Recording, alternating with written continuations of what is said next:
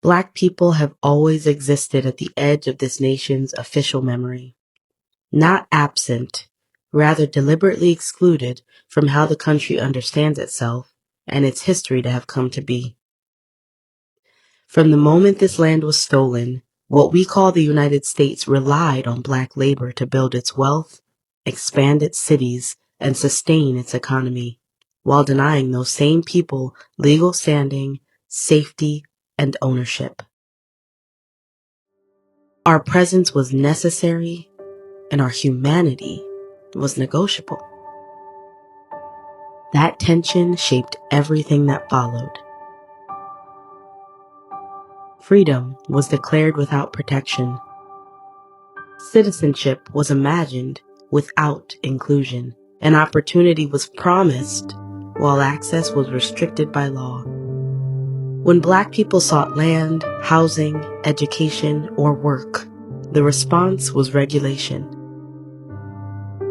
When we resisted exploitation, the response was punishment. And when communities organized for dignity, the response was surveillance, containment, and erasure.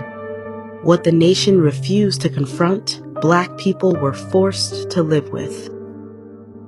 And that history did not stay in the past.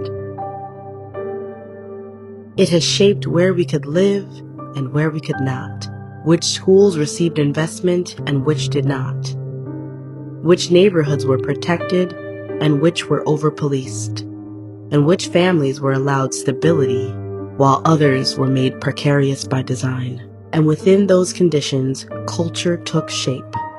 Black culture grew out of necessity and refusal. The refusal to surrender humanity under systems that worked against it. It formed in response to restriction, not as an aesthetic, but as knowledge. Knowledge about how to survive instability, how to care for one another when institutions failed, and how to create meaning, beauty, and continuity under pressure. The music, language, humor, traditions, and collective practices we recognize as Black culture were not accidental. They emerged from lived experience, from generations navigating displacement, resistance, and rebuilding. This country has never fully accounted for what it took from Black people, or for what Black people built in response. That work has been left to our communities, our families, our artists, our organizers, and institutions committed to memory. This series exists in that lineage. Black History Culture Stories examines the systems that shaped Black life and the cultural responses that emerged alongside them.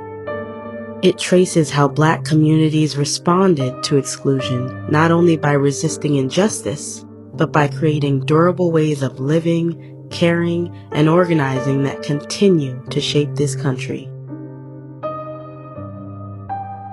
These stories are not distant. They are present. They live in our neighborhoods, our institutions, our struggles, and our demands for justice. To understand Black culture is to understand the conditions that produced it, and the insistence on dignity that has never disappeared.